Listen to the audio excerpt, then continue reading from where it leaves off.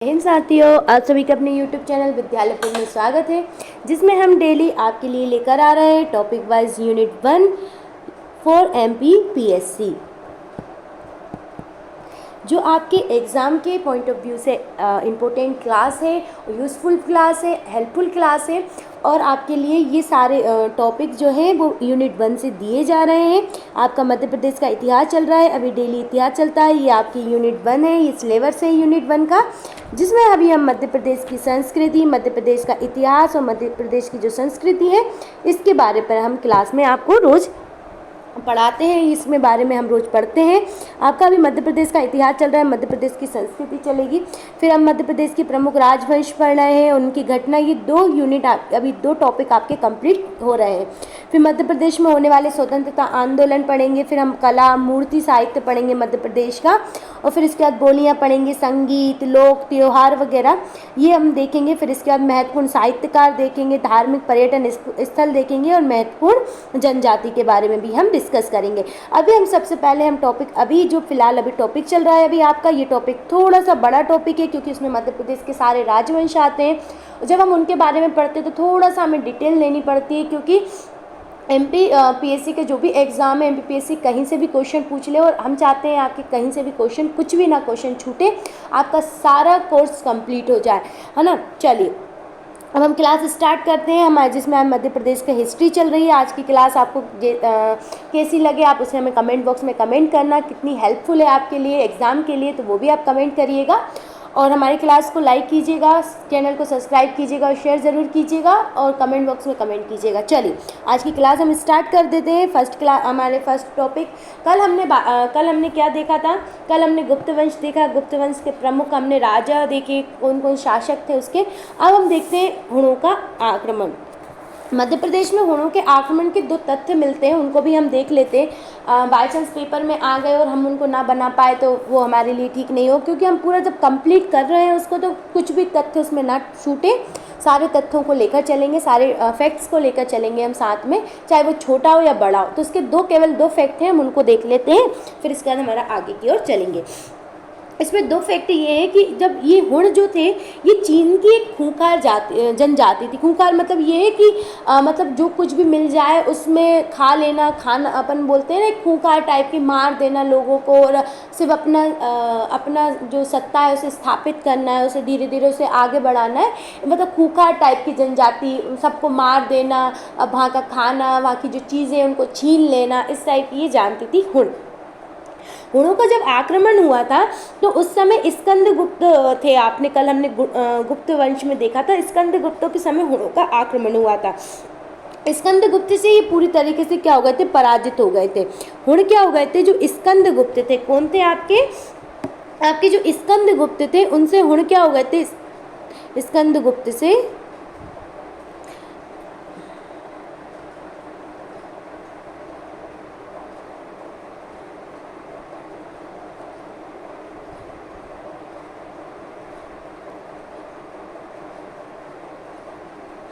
स्कंदगुप्त से हुण क्या हो गए थे? पराजित हो गए थे। स्कंदगुप्त से हुण क्या हो गए थे? हुण हो गए थे पराजित। बुरी तरीके से पराजित करा था इनने, स्कंदगुप्त ने इन्हें। जब स्कंदगुप्त ने इन्हें पराजित करा था तो ये 50 वर्षों तक भारत नहीं आए थे। कब तक? 50 वर्षों तक इनने भारत की ओर देखा भी नहीं था। इतनी बुरी तरीके से स्कंदगुप्त ने हराया था, 50 वर्ष तक भारत नहीं आए थे। ये क्या नहीं आए थे? भारत नहीं आए। इतनी बुरी कंडीशन में इनको भेजा था, वापस नहीं आए। मतलब इतनी बेकार तरीके से, बुरी तरीके अपन बोल सकते हैं ना, मतलब बहुत ही ख़राब तरीके से इन्हें हराया था कि 50 वर्षों तक उन्होंने भारत की ओर देखा भी नहीं था। किन्ने नहीं देखा था? उन्होंने नहीं देखा था।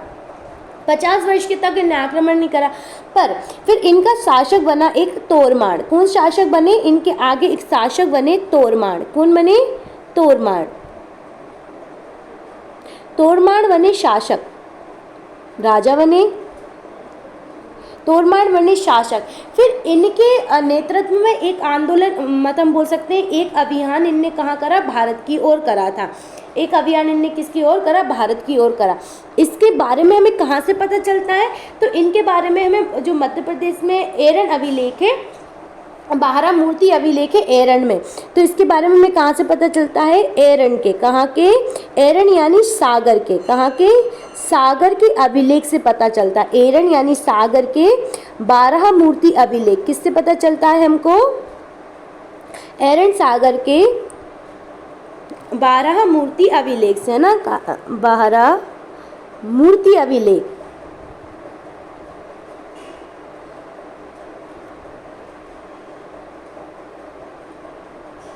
मूर्ति अभिलेख से हमें इस बारे में जानकारी प्राप्त होती है कि तोरमाण ने भारत पर आक्रमण करा था। किसने आक्रमण करा था? तोरमाण ने भारत पर आक्रमण करा और उनकी उपस्थिति को दर्शाता है ना। उनकी क्या बताता है? उनकी उपस्थिति को दर्शाता है।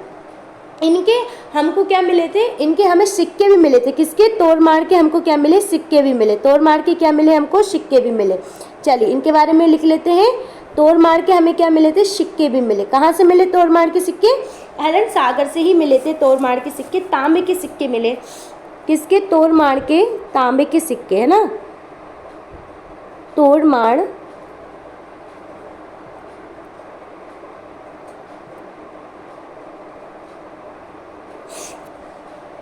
तोरमाण के तांबे के सिक्के।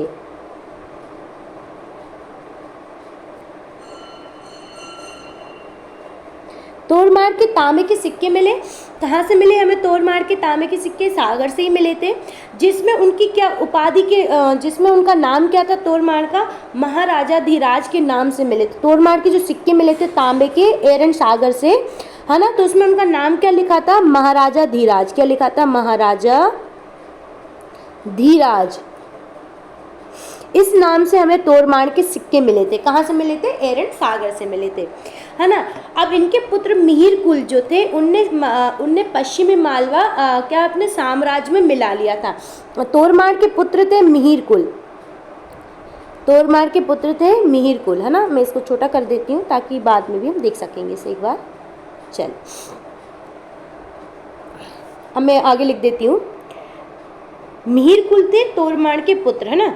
अब मैं इनके बारे में लिख देती हूँ मिहिर कुल के बारे में। मिहिर कुल किसके पुत्र थे? तोरमाण के पुत्र थे।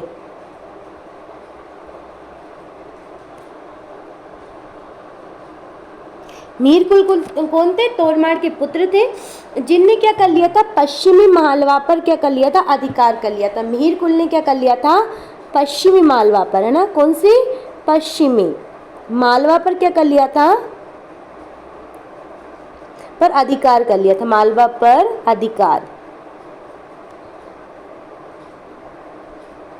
पश्चिमी मालवा पर क्या कर लिया था? इनने अपना अधिकार जमा लिया था, अपना साम्राज्य का विस्तार कर लिया था। और इसके बारे में हमें कहाँ से पता चलता है? ग्वालियर अभिलेख से। इनके बारे में कहाँ से पता चलता है? तो इनके बारे में हमें पता चलता है ग्वालियर अभिलेख से। इनके बारे में हमें कहाँ से पता चलता है? ग्वालियर अभिलेख से, है ना। क्या पता चलता है ग्वालियर लेखानुसार? तो ग्वालियर अभिलेख से क्या पता चलता है हमें? ग्वालियर अभिलेख से, ग्वालियर जो अभिलेख है, ग्वालियर अभिलेख से हमें ये पता चलता है कि मीर कुल जो थे, है ना, मीर कुल जो थे उनने गोप पर्वत पर सूर्य मंदिर के को बनवाया था। क्या पता चलता है इनके बारे में हमें? ग्वालियर अभिलेख से हमें इनके बारे में क्या पता चलता है? ग्वालियर अभिलेख से हमें ये पता चलता है कि इनने गोप पर्वत कहाँ पे? ग्वालियर गोप पर्वत पर ही, है ना। गोप पर्वत पर इनने क्या बनवाया था? सूर्य मंदिर बनवाया था। क्या बनवाया था? सूर्य मंदिर, है ना। क्या बनवाया था? सूर्य मंदिर।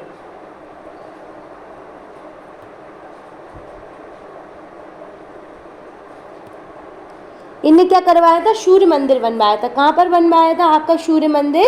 तो इनने ग्वालियर में के अभिलेख से पता चलता है कि गोप पर्वत यानी ग्वालियर, गोप पर्वत ग्वालियर में ही है, वहाँ पर इनने क्या बनवाया था? सूर्य मंदिर बनवाया था। तो ये हुणों की एक छोटी सी इन्फॉर्मेशन है जो आपके पास होनी चाहिए, क्योंकि मिहिर कुल के बारे में पूछ लिया जाता है यहाँ से। तो हमने हुणों के बारे में देख लिया। स्कंदगुप्त के समय ये पराजित हो गए, 50 वर्ष तक भारत वापस नहीं आए थे। फिर तोरमाण ने एक अभियान करा जिसके बारे में हमें एरन के जो 12 मूर्ति अभिलेख है इसके बारे में पता चलता है। तोरमान के तांबे के सिक्के मिले जिनमें उनका नाम क्या लिखा था, महाराजा धीराज उनका नाम लिखा था। फिर मीर कुलाय जो तोरमान के पुत्र थे, इनने क्या करा था, पश्चिमी मालवा पर अपना अधिकार कर लिया था। और ग्वालियर अभिलेख से हमें क्या पता चलता है इनके बारे में, किसके बारे में, मिहिर कुल के बारे में पता चलता है कि गोप पर्वत पर सूर्य मंदिर का इनने क्या करवाया था, निर्माण करवाया था। क्या करवाया था, इनने निर्माण करवाया था। चलिए अब हम अभीर वंश देखते हैं, इसके बारे में भी 2 इंपॉर्टेंट फैक्ट्स हैं, वो भी हम डिस्कस कर लेते हैं, क्योंकि बाई चांस अगर इससे कुछ आ गया तो हमारा छूटना नहीं चाहिए, है ना। चलिए, ये अभीर कौन थे, तो ये अभीर जो लोग थे वो सातवाहनों के सामंत रहे थे, है ना। अभीर कौन रहे थे, सातवाहनों के सामंत रहे थे। ये कौन थे, तो मैं यहाँ नोट कर देती हूँ, ये सातवाहना जो थे, वाहना उनके क्या थे, सामंत थे। कौन थे ये, सामंत,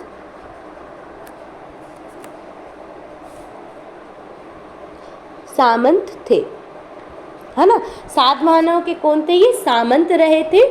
और अभीर ने जो अभीरों ने क्या करा, ईश्वर चंद्र के नेतृत्व में अनूप जो प्रदेश है यानी निमाड़ में अपनी सत्ता को स्थापित कर लिया था। मतलब ये सातवाहना के सामंत थे, ये सातवाहना के सामंत रहे। फिर इसके बाद इनने क्या करा, इनके एक राजा रहे जो सबसे पहले हुए थे, जिनका नाम है ईश्वर सेन। जिनका नाम क्या है, अभीरों ने ईश्वर सेन के नेतृत्व में क्या करा, अनूप प्रदेश यानी निमाड़ पर क्या कर लिया, सत्ता को स्थापित कर लिया, है ना। चलिए ठीक है, अब हम जाते हैं, यहाँ पे मैं नोट कर देती हूँ, मैंने आपको एक बार समझा दिया, एक बार नोट कर देती हूँ ना। ईश्वर सेन जो थे, ईश्वर सेन, अब इनने क्या करा, सातवाहनों से अलग होकर, क्योंकि ये सामंत थे, इनने सातवाहनों से अलग होकर ईश्वर सेन ने निमाड़ यानी जिसे बोलते हैं अनूप प्रदेश, है ना, अनूप प्रदेश, यानी मैं इसे लिख देती हूँ निमाड़, है ना, इसे हमने लिख दिया निमाड़, है ना। निमाड़ में क्या कर लिया इनने, अपनी सत्ता को स्थापित कर लिया। निमाड़ में क्या कर लिया इनने, अपनी सत्ता को क्या करा, सत्ता को, अपना राज्य यानी सत्ता स्थापित कर ली, राज स्थापित कर लिया, है ना। इनने अपना राज क्या कर लिया, निमाड़ में स्थापित कर लिया। तो जब इनने स्थापित करा, मतलब इस वंश के संस्थापक कौन हो जाएंगे, तो इस वंश के संस्थापक हो जाएंगे आपके ईश्वर सेन। कौन हो जाएंगे, तो इस वंश के संस्थापक मैं लिख देती हूँ यहाँ पे, वंश के संस्थापक, वंश के संस्थापक कौन हो जाएंगे आपके, ईश्वर सेन, है ना, ईश्वर सेन, ईश्वर सेन, है ना, ईश्वर सेन। अब इनके बारे में हमें कहाँ से पता चलता है, तो इनके बारे में हमें पता चलता है, एक मिनट,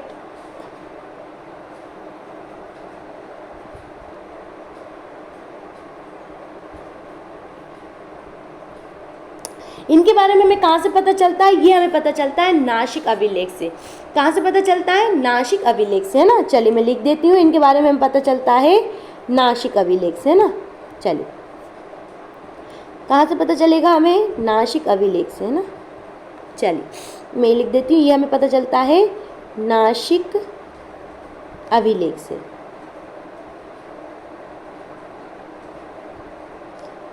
नासिक अभिलेख से ही हमें पता चलता है कि ईश्वर सेन ने कहाँ पर स्थापित कर ली थी अपनी सत्ता, निमाड़ यानी अनूप प्रदेश में अपनी सत्ता का स्थापित कर ली थी।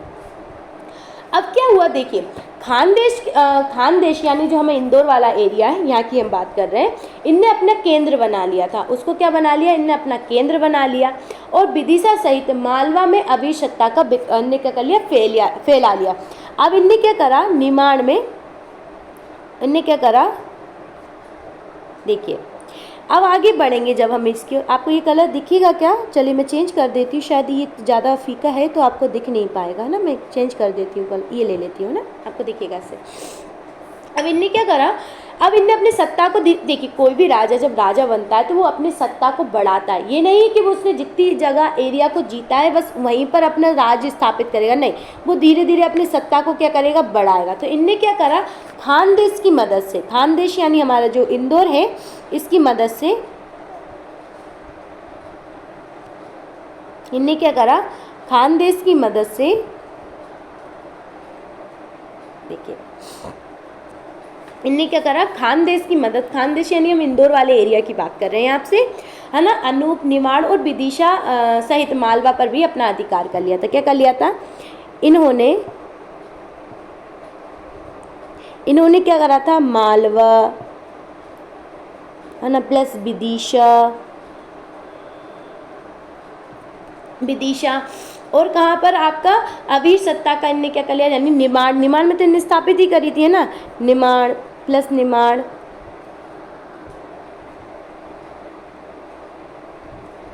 निमाड़ में क्या कर लिया, अपना राज का विस्तार कर लिया, यानी सत्ता स्थापित कर दी, सत्ता का विस्तार किया। क्या कर लिया इनने, सत्ता का विस्तार कर लिया। आया समझ में आप लोगों को? चलिए अब इस तरीके से क्या हो गया, फिर इसमें क्या हो गया, अब इनने सत्ता का विकास कहाँ तक कर लिया आपका, तो इनने सत्ता का विकास कर लिया आपके निमाड़, विदिशा, फिर इसके बाद आपका जाएगा विदिशा आ जाएगा, निमाड़ आ जाएगा, मालवा, इसमें सारे एरिया में इनने क्या कर लिया, अपनी सत्ता का स्थापित कर लिया। पर क्या हुआ, ये सत्ता ज़्यादा दिन नहीं टिक पाई और इसमें क्या हो गया आपके, अब फिर क्या हुआ, धीरे से हुआ बाकटक वंश का विकास, मतलब उसकी बाकटक वंश जो था, बाकटक वंश आया, बाकटक वंश ने क्या कर दिया, अवीर वंश का अंत कर दिया। बाकटक वंश ने अवीर वंश का क्या कर दिया, अवीर वंश का कर दिया अंत, अवीर वंश का क्या कर दिया, का अंत कर दिया, मतलब अब अवीर वंश हो गया समाप्त। अवीर वंश का अंत किसने करा, बाकटक वंश ने अवीर वंश का क्या कर दिया, अंत कर दिया। ये थोड़ा सा अवीर वंश के बारे में आप देखिएगा, ठीक है। हाँ बस इतने ही है, इसके फैक्ट ज़्यादा नहीं है, जो इम्पोर्टेंट थे मैंने वही लिखवाए, कुछ अलग से कुछ भी नहीं लिखवाया जो आपको नहीं आया तो बस इतना है। क्योंकि देखिए अगर आप बाई चांस आपसे अवीर वंश पूछ लिया जाए तो उसके बारे में आपको पता भी तो होना चाहिए। ये पूछ सकते हैं ये किसके अंतर्गत रहकर राज ने करा स्थापित, पहले ये किसके सामंत थे, तो हमें ये भी तो पता होना चाहिए सामंत किसके थे। तो ये सातवाहनों के सामंत थे। इनका अंत किस वंश ने करा, तो इनका वंश किस वंश ने इनका अंत करा, तो बाकटक वंश ने इसका अंत करा। तो इसका स्थापित किसने करी थी इसकी सत्ता, तो ये आपके ईश्वर सेन ने इस वंश को स्थापित करा था, जिनने मालवा, निमाड़, विदिशा पर अपनी सत्ता का विस्तार कर लिया था। तो ये चीज़ हमें पता होना चाहिए ताकि हमारा कोई फैक्ट ना छूटे। छोटे छोटे फैक्ट हैं, आप इनको अच्छे से नोट कर लीजिएगा। चलिए अब हमारे बाकटक वंश का हो गया उदय। अब हम किस वंश पर आएंगे, अब हम आएंगे बाकटक वंश पर। किस वंश पर आएंगे, अब हम आएंगे बाकटक वंश। चलिए अब हम बाकटक वंश के बारे में कुछ फैक्ट डिस्कस कर लेते हैं। सबसे पहले मैं आपको थोड़ा सा समझा देती हूँ इस वंश के बारे में। जो बिंद शक्ति द्वारा क्या हुआ, देखिए एक राजा थे बिंद शक्ति द्वारा स्थापित, है ना, बिंद शक्ति द्वारा कहाँ पर स्थापित हुआ था, ये किस एरिया में स्थापित हुआ था, तो ये बुंदेलखंड वाले एरिया में इस राज का स्थापित किया गया था। किसके द्वारा किया गया था, बिंद शक्ति द्वारा किया गया था, है ना। फिर ये धीरे धीरे कहाँ पर फैल गया, नर्मदा के दक्षिण केंद्र की ओर ये बढ़ता गया और वहाँ पर अपना पूरा राज का इन्होंने विस्तार कर लिया। बिंद शक्ति के बारे में हमें कहाँ से पता चलता है, तो पुराणों में विदिशा का शासक बताया बिंद शक्ति को। कि हमें कहाँ से पता चलेगा कि यहाँ पे कोई राजा भी था, तो पुराणों के अनुसार बिंद शक्ति जो थे विदिशा के राजा थे। कहाँ के राजा थे, विदिशा के राजा थे। चलिए अब मैं इसके बारे में लिख देती हूँ, थोड़ा सा मैंने आपको बता दिया। चल अब हम थोड़ा सा इसके बारे में लिख लेते हैं, है ना। चलिए मैं लिख देती हूँ, क्या है कि बिंद शक्ति ने इस वंश की स्थापना की थी। संस्थापक कौन है इसके, तो संस्थापक हो जाएंगे आपके बिंद शक्ति। कौन हो जाएंगे संस्थापक, विंद शक्ति। इनका नाम नोट करिएगा आप, विंद शक्ति, है ना। आप इसके अच्छे से बहुत अच्छी तरीके से आप नोट्स बना सकते हैं, क्योंकि सब कुछ डिटेल में और जितना इम्पोर्टेंट है, जितना आपका हेल्पफुल है, मैं उतने ही फैक्ट को आपको दे रही हूँ, उतने ही तथ्य दे रहे हैं। इसके अलावा कुछ भी ज़्यादा एक्स्ट्रा नहीं दे रहा है। प्रिम्स के हिसाब से आपको बहुत अच्छा फैक्ट्स और बहुत अच्छी कंटेंट आपको मिल रहा है। तो प्लीज़ आप इसे चाहें तो नोट भी कर सकते हैं। अपना एक प्रिम्स का हिस्ट्री का आप अपना एक कुछ आप जिसे आप तैयार करना चाहते हैं वो एक तैयार करके रख सकते हैं यूनिट फर्स्ट के रूप में, है ना। चलिए अब आगे की ओर चलते हैं। फिर इसके बाद हमने बाकटक वंश के संस्थापक कौन है, विंद शक्ति है। और इनने कहाँ पर अपने राज्य की स्थापना करी थी, तो बुंदेलखंड वाले एरिया में। कहाँ पर करी थी, बुंदेलखंड में, खंड। कहाँ पर स्थापित करी अपनी सत्ता, बुंदेलखंड में अपना राजवंश को स्थापित करा, है ना। जो फिर बाद में ये क्या हो गया, बाद में ये नर्मदा, बाद में क्या हो गया, बाद में नर्मदा के दक्षिण में केंद्र स्थापित कर, नर्मदा के दक्षिण, नर्मदा के दक्षिण में क्या करा इनने, अपना केंद्र, दक्षिण में केंद्र स्थापित कर लिया, सत्ता का क्या कर लिया इनने, सत्ता का केंद्र स्थापित करा।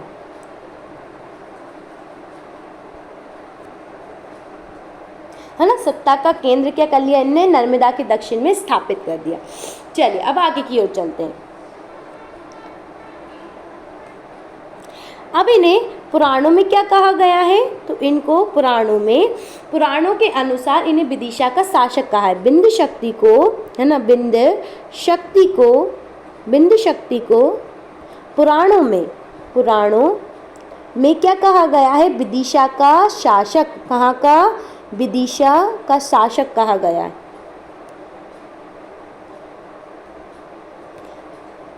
विदिशा का शासक कहाँ पर करा गया, पुराणों में बताया गया।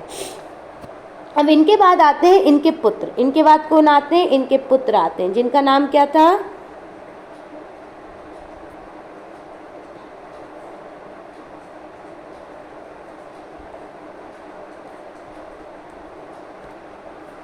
इनके बाद आते हैं इनके पुत्र। इनके पुत्र का नाम क्या था, आपका आएगा प्रवरसेन, पुत्र का नाम प्रवरसेन। अब आएंगे सेकंड राजा आ जाएंगे प्रवरसेन।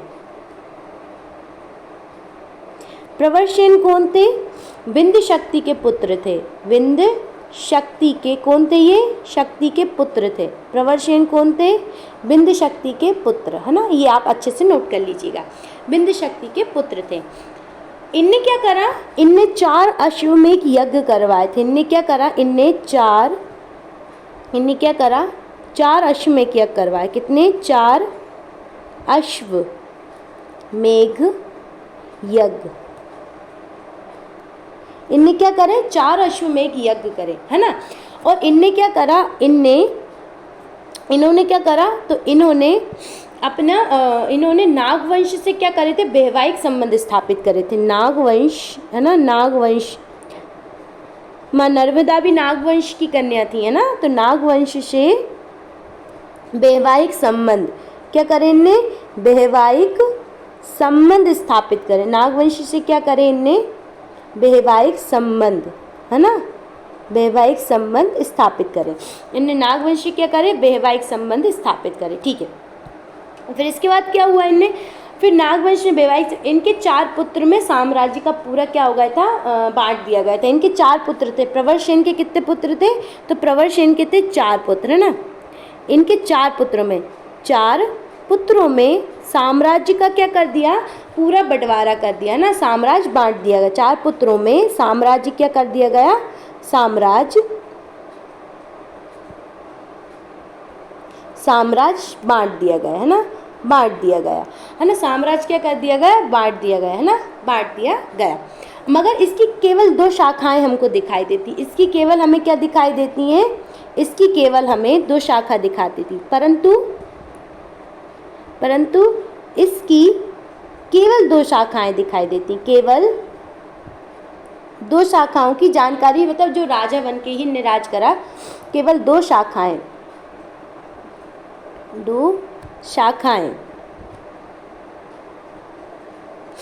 दिखाई देती है ना। इनकी केवल हम 2 शाखाओं के बारे में पढ़ेंगे, क्योंकि जो इम्पोर्टेंट है हम उससे डिस्कस कर लेंगे। तो ये हमने क्या देख लिया, अभी आपके सामने बाकटक वंश के स्थापित पृष्ठभूमि ही हमने देख ली। चलिए अब इसके आगे देखते हैं। अब हम क्या देखते हैं, इसकी पहली शाखा के बारे में देखते हैं। किसकी, कौन सी शाखा के बारे में देख रहे हैं हम, इसकी हम पहली शाखा। तो फर्स्ट आपकी आ जाएगी, फर्स्ट शाखा का नाम क्या है, नंदीवर्धन शाखा। फर्स्ट शाखा कौन हो जाएगी, नंदीवर्धन शाखा ना। फर्स्ट शाखा है आपकी नंदीवर्धन शाखा। कौन सी आ जाएगी, नंदीवर्धन शाखा आ जाएगी। चलिए मैं ये शाखा लिख देती हूँ आपके लिए, नंदीवर्धन शाखा। अब इसके बारे में हम देखेंगे ना, इसके बारे में अब इम्पोर्टेंट फैक्ट हम क्या करेंगे, डिस्कस करेंगे ना इसके बारे में, ठीक है। चलिए, नंदीवर्धन शाखा है, ये नागपुर के निकट स्थित है, मतलब इसका केंद्र कहाँ पे था, नागपुर में था, है ना। कहाँ पर थी, ये नागपुर में थी। नागपुर इस समय कहाँ है, महाराष्ट्र में है नागपुर। उस समय मध्य प्रदेश के एरिया में आता था, नागपुर के निकट, है ना। कहाँ पे थे ये? नागपुर के निकट थे। कहाँ पर थे ये? नागपुर के निकट थे। चलिए अब इसके आगे देखेंगे।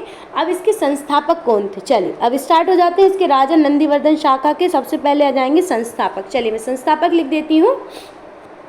संस्थापक कौन थे इसके? तो संस्थापक थे आपके रुद्रसेन। कौन थे संस्थापक?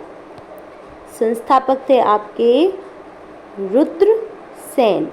कौन थे इसके संस्थापक? रुद्रसेन थे। रुद्रसेन फर्स्ट थे ना, याद रखिए। अब ये थे कौन? तो ये प्रवरसेन जो प्रथम हमने अभी थोड़ी देर पहले पढ़ा था, उनके ये पोत्र थे। पोत्र थे। कौन के थे पोत्र? तो ये प्रवरसेन के पोत्र थे। किसके? तो ये थे प्रवरसेन के पोत्र।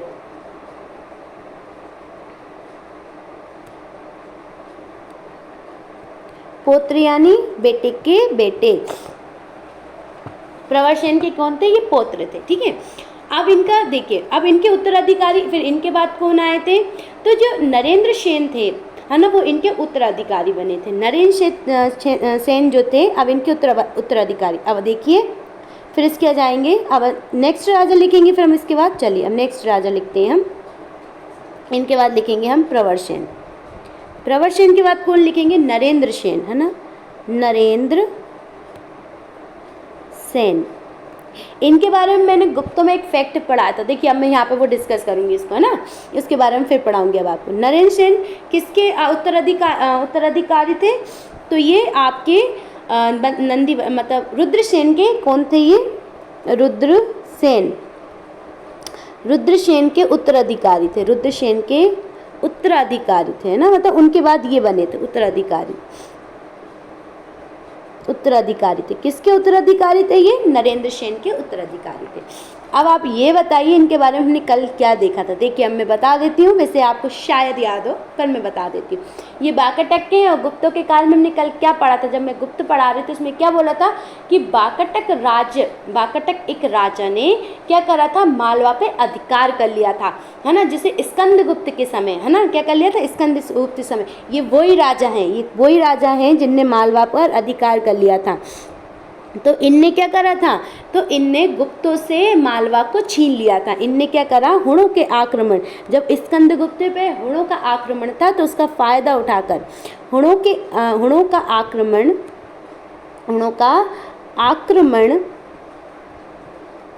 है ना, गुप्तों पर हुआ।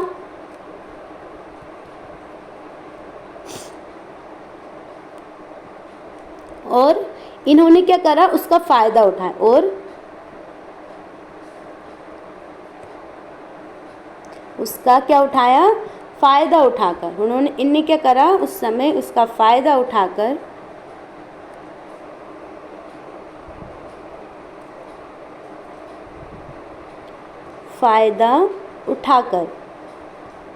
क्या कर लिया था? मालवा पर अधिकार कर लिया था।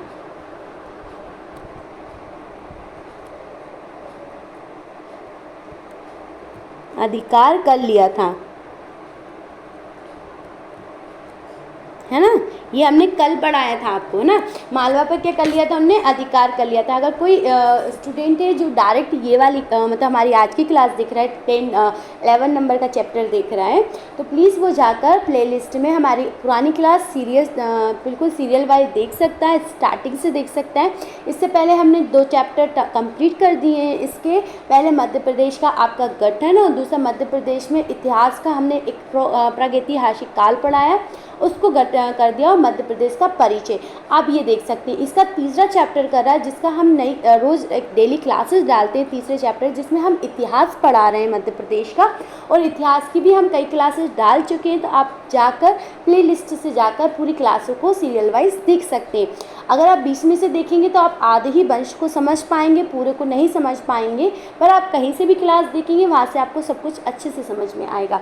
ऐसा नहीं है कि आप कोई सी भी क्लास देखेंगे वहाँ से समझ नहीं आए, मगर आपके कुछ राजवंश छूट जाएंगे, उनको अगर आपको कंप्लीट करना है तो आप जाके प्लेलिस्ट से जाकर हमारी पूरी क्लासेस को देख सकते हैं। चलिए अब हम आगे की ओर चलते हैं,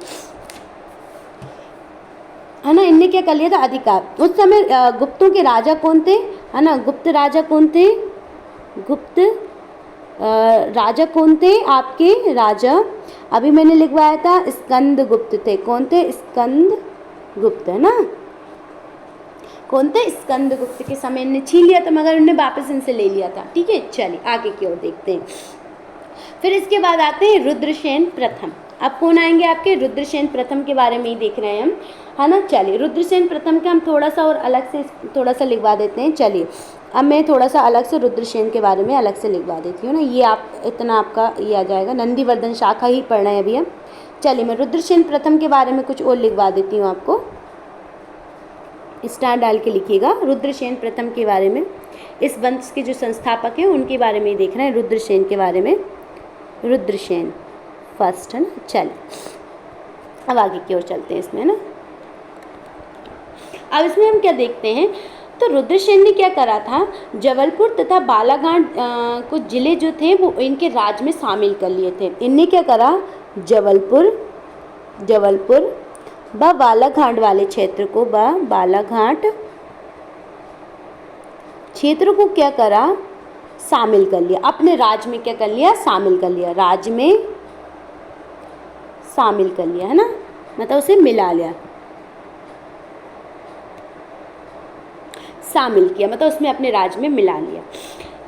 अब इनके जो पुत्र थे, है ना, इनके पुत्र थे जिनका नाम था रुद्रसेन द्वितीय।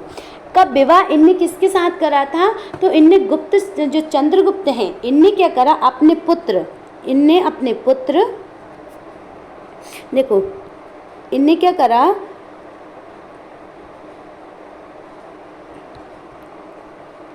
अपने पुत्र,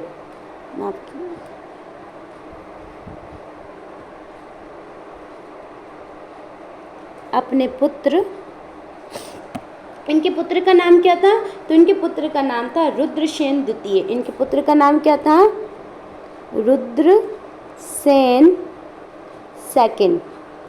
का विवाह किसके साथ किया था, का विवाह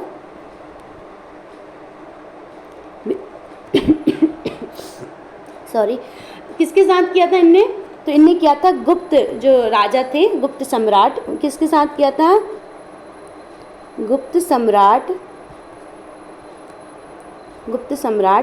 क्या नाम था उनका, चंद्रगुप्त द्वितीय। गुप्त सम्राट कौन थे उस समय, चंद्रगुप्त द्वितीय। चंद्रगुप्त सेकंड की पुत्री, उनका नाम क्या था, प्रभावती। किसके साथ किया था, पुत्री प्रभा, में से चेंज करके लिख देती हूँ ना कलर, ताकि आपको अच्छे से नाम याद है। पुत्री का नाम क्या था,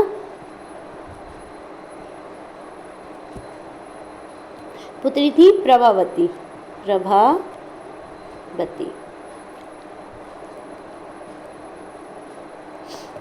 के साथ।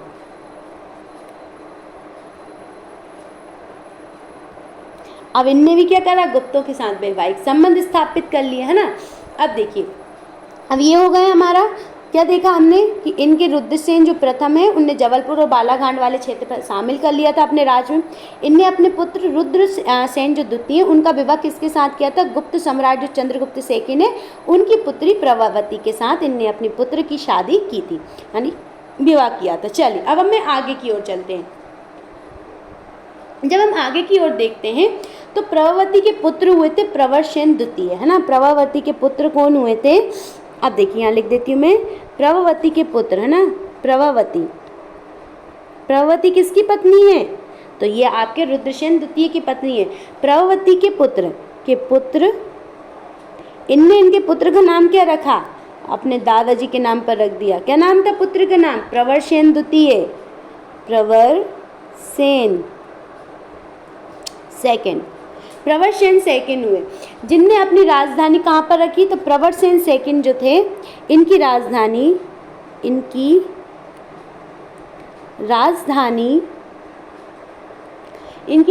क्या हुई, तो इनने अपनी राजधानी कहाँ पर स्थानांतरित कर दी थी, इनकी राजधानी किसको बना लिया इनने, तो इनने अपनी राजधानी बना लिया आपके प्रवरपुर को। कहाँ पर बना लिया, प्रवरपुर।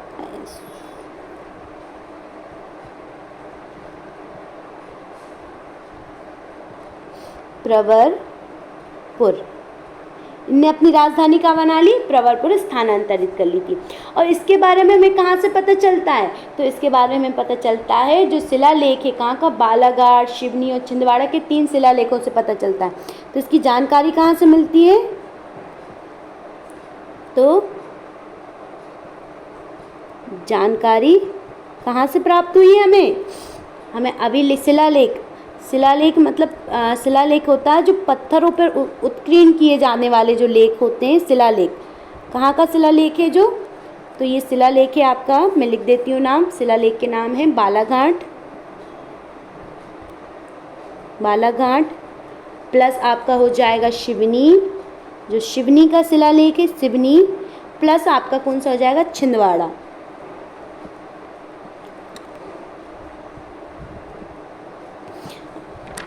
है ना। ये शिलालेखों से हमें किसके बारे में पता चलता है, प्रवरसेन की, जो उनने राजधानी स्थानांतरित की थी उसके बारे में हमें पता चलता है ना, प्रवरसेन के बारे में। चलिए, ये हो गए आपके प्रवरसेन।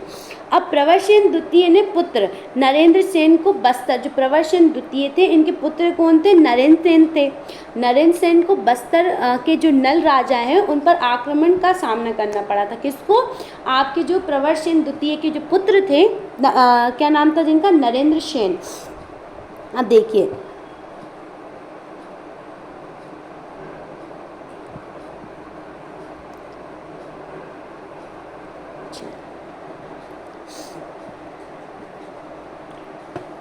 चल एक और लिख लेते हैं हम थोड़ा सा।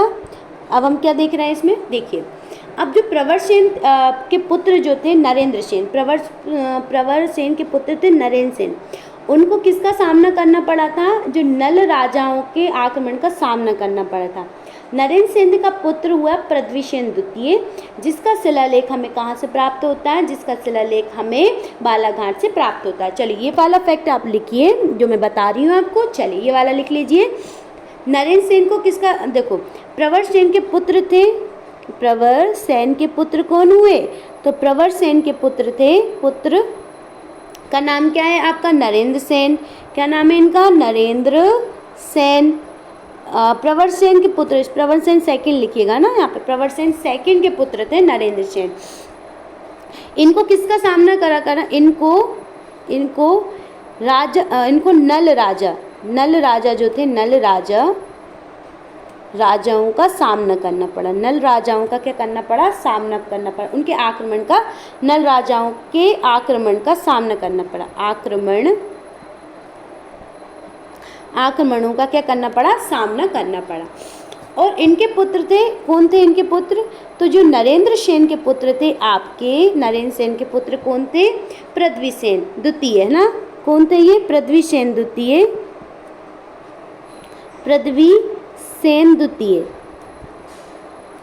पृथ्वीसेन द्वितीय किसके पुत्र थे, तो ये आपके नरेंद्र सेन के पुत्र थे, है ना।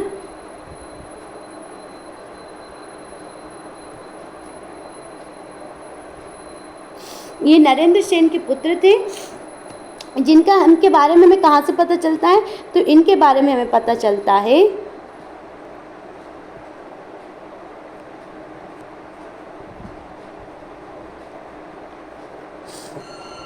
तो इसकी जानकारी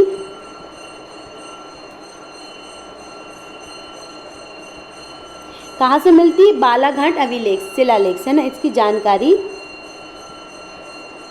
बालाघाट शिलालेख से मिलती, कहाँ से मिलती है, शिलालेख से मिलती है ना। चलिए, कहाँ से मिलती है इसकी जानकारी, बालाघाट शिलालेख से मिलती। कहाँ से मिलती है हमको, बालाघाट शिलालेख से। किसकी जानकारी मिलती है आपको, प्रवरसेन द्वितीय की, पृथ्वीसेन द्वितीय की। चलिए, अब आगे की ओर चलते हैं। इसके थोड़े से जो इम्पोर्टेंट फैक्ट हैं आप उनको देख लीजिए, फिर हमारा आज का टॉपिक ख़त्म हो जाएगा। चलिए, इसके बाद हमारे छोटे छोटे से राजवंश हैं, जब हम उनको देखेंगे फिर जल्दी से हमारा ये टॉपिक भी ख़त्म होने लगेगा। चलिए, इसके कुछ इम्पोर्टेंट फैक्ट हैं, आप उन्हें देख लीजिए एक बार। देखिए, अब देखिए, बाकटक जो थे बिंद शक्ति, मतलब जो बाकटक वंश के संस्थापक थे बिंद शक्ति, जिन्हें वंश केतु कहा जाता था। तो किसको, बाकटक वंश के जो बिंद शक्ति हैं, चलिए देखिए, बिंद शक्ति को बिंद शक्ति को, अब मैं जो इस इम्पोर्टेंट फैक्ट लिखवा रही हूँ ये सब मिक्सअप है, मैं तो सारे राजाओं के बारे में लिख। बिंद शक्ति को क्या कहा जाता था, तो बिंद शक्ति को वंश केतु कहा जाता। क्या कहा जाता था, वंश केतु। आपसे अगर कभी एग्जाम में पूछ लिया वंश केतु किसे कहा जाता था, फिर क्या होगा, हमें तो पता ही नहीं है। तो वाकाटक वंश के जो आपके विंध्य शक्ति थे संस्थापक, उनको वंश क्या कहा जाता था, वंश केतु कहा जाता था। अब देखिए संस्कृत की जो विदर्भ शैली है, किसकी, संस्कृत की, संस्कृत की विदर्भ शैली, कौन सी शैली आपकी, विदर्भ शैली, विदर्भी है ना, जो विदर्भ या विदर्भी शैली है, शैली, इसका जन्म कहाँ हुआ था, तो इसका जन्म हुआ था वाकाटक वंश के दरबार में। कहाँ हुआ था, वाकाटक वंश के दरबार में हुआ था। इसका शैली का विकास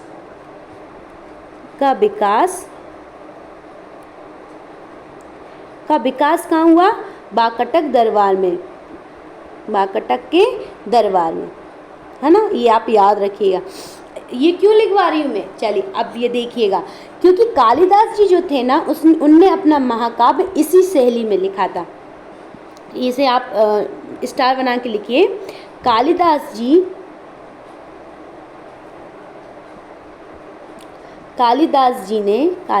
जी ने है ना अपने ग्रंथ काव्य, जो उनका कालिदास जी ने काव्य क्या है उनका, मेघदूत है ना, काव्य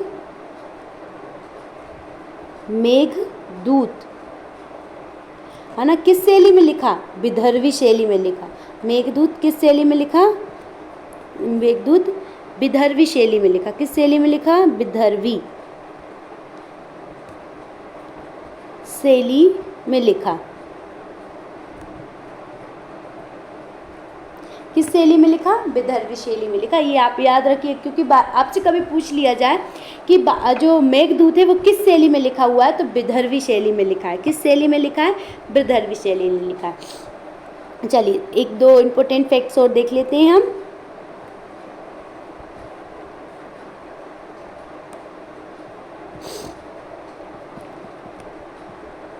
अब देखिए प्रवरसेन प्रथम वाकाटक शासक थे जिनने सम्राट की उपाधि धारण की थी। क्या करते हैं, प्रवरसेन ने किसकी उपाधि धारण करी थी, प्रवरसेन प्रथम ने, तो इनने आपके सम्राट की उपाधि धारण करी थी, सम्राट की उपाधि। और ये पहले क्या थे, वाकाटक शासक थे, उपाधि धारण की थी, है ना, पहले वाकाटक शासक थे, है ना। ये भी आप याद रखिएगा, क्योंकि कुछ कुछ चीज़ें आपसे पूछ लिए जाते हैं और जिनके बारे में हमें पता नहीं होता है, तो वो हमारी कुछ गड़बड़ हो जाती है ना। तो जैसे आपके दो एक फैक्ट और हैं, उनको हम देख लेते हैं बस, फिर इसके बाद हमारी क्लास इन हो जाएगी, हम बंद कर देंगे हमारी क्लास को। चलिए दो फैक्ट और हैं, इनके बारे में देख लीजिए। देखिए प्रवरसेन के बारे में तो मैंने लिखवा ही दिया था, इनने 4 अश्वमेध यज्ञ करवाए थे। एक बार और आप नोट कर लीजिएगा, क्योंकि बाई चांस हमको याद ना रहे। प्रवरसेन ने 4 अश्वमेध यज्ञ करवाए थे। क्या करवाए थे, अश्वमेध यज्ञ, है ना, 4 अश्वमेध यज्ञ करवाए थे। और फिर इसके बाद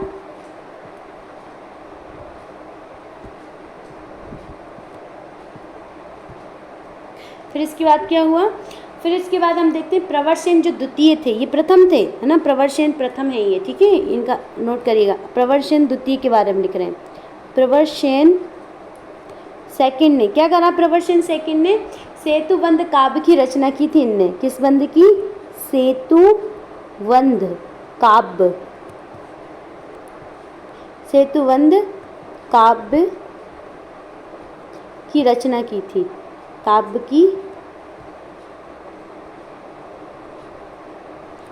रचना किस भाषा में की थी, प्राकृत भाषा में। किस भाषा में की थी, प्राकृत भाषा में की थी, है ना। ये भी आप याद रखिए। एक फैक्ट और है, वो नोट कर लीजिए, बस फिर खत्म हमारा। लास्ट फैक्ट है हमारा, सर्वसेन जो प्रथम थे, कौन थे, सर्वसेन प्रथम। सर्वसेन प्रथम इस वंश के राजा रहे हैं। सर्वसेन प्रथम जो है, इनने किसकी रचना की थी, तो इनने करी थी आपकी गाथा सप्तशती। कौन सी करी थी, गाथा सप्तशती, सप्तशती, एक और करी है ना प्लस, एक और करी है जिसका नाम है हरि विजय। क्या नाम है जिसका? हरि विजय। ये 2 इनने रचना की थी, ये आप याद रखिएगा ना, प्लस में है, इसके बाद ही आएगी। हरि विजय की इनने क्या करी थी? रचना की थी। चलिए, आज की हमारी क्लास पूरी होती है। जो भी हमने इम्पोर्टेंट फैक्ट थे, जो भी हमारे वंश थे, हमने उनको देखा, उनके बारे में जाना, है ना। देखिए ये आएगा, और कल हम मौलिकर वंश को देखेंगे। कल हम किस वंश को देखेंगे? कल हम मौलिकर वंश के बारे में देखेंगे। आज हमारा यहीं तक था। तो आज हमने क्या क्या देखा, एक बार हम उसे देख लेते हैं। आज हमने क्या क्या देख लिया, ठीक है। सबसे पहले हुणों के आक्रमण के बारे में देखा, उनको पराजित करने, फिर हमने अभीर वंश के बारे में देखा, बाकटक वंश देखा, फिर उसके शासक देखे हमने, रुद्रदामन शासक देखे, फिर हम उसके प्रवरसेन देखे, फिर हमने इसमें कुछ इंपॉर्टेंट फैक्ट देखे उनके बारे में। कल हम ओलिकर वंश देखेंगे। कल कौन सा वंश देखेंगे? कल हम ओलिकर वंश के बारे में देखेंगे, ओलिकर वंश के इंपॉर्टेंट फैक्ट्स देखेंगे। फिर ये सारे वंश जो हैं छोटे छोटे वंश हैं, इनके कम कम फैक्ट हैं, तो ये जल्दी से ख़त्म हो जाएंगे। फिर जल्दी से हमारे कुछ वंश रहेंगे, क्योंकि मध्य प्रदेश में ढेर सारे वंश हैं और हम चाहते हैं सारे वंश हमारे कवर हों, कोई सा वंश नहीं छूटे हमारा, जिससे हमारा कोई फैक्ट रह जाए, क्योंकि पीएससी फैक्ट कहीं से भी घुमा के कुछ भी दे सकती है। और हम चाहते हैं आपके सारे फैक्ट, सारे जो वंश हैं वो कंप्लीट रहें, ताकि कुछ भी आए तो आप उसे अच्छे से सॉल्व कर पाएँ। आज के लिए आप सभी के लिए बस इतना ही। आप सभी का बहुत बहुत धन्यवाद। जो स्टूडेंट नए हों, जो भी आप नए आए हैं विद्यार्थी, वो हमारे चैनल को सब्सक्राइब कीजिएगा, क्लास को लाइक कीजिएगा और शेयर ज़रूर कीजिएगा, और कमेंट बॉक्स में कमेंट कीजिएगा कि आज की क्लास आपके लिए कितनी हेल्पफुल रही है, और आपको हमारी क्लास कैसी लगी है, तो उसके बारे में भी कमेंट कीजिएगा। प्लीज़ लाइक ज़रूर किया करें, क्योंकि देखते सारे लोग हैं पर लाइक कम लोग करते हैं। तो आप लाइक करेंगे तो हमको भी अच्छा लगेगा, हम आपके लिए वो नए फैक्ट और अच्छे फैक्ट लेकर आएंगे। तो प्लीज़ लाइक कीजिएगा और शेयर करिएगा अपने दोस्तों के साथ, क्योंकि ये अच्छे फैक्ट्स हैं और आप सारे दोस्तों को मिल सकें जो इसके लिए ज़रूरी है, उनके पास तक ये फैक्ट पहुँच सकें, आप उन्हें भी शेयर कीजिएगा। चलिए, आज के लिए बस इतना ही। आप सभी का बहुत बहुत धन्यवाद। क्लास जैसी लगी कमेंट कीजिएगा।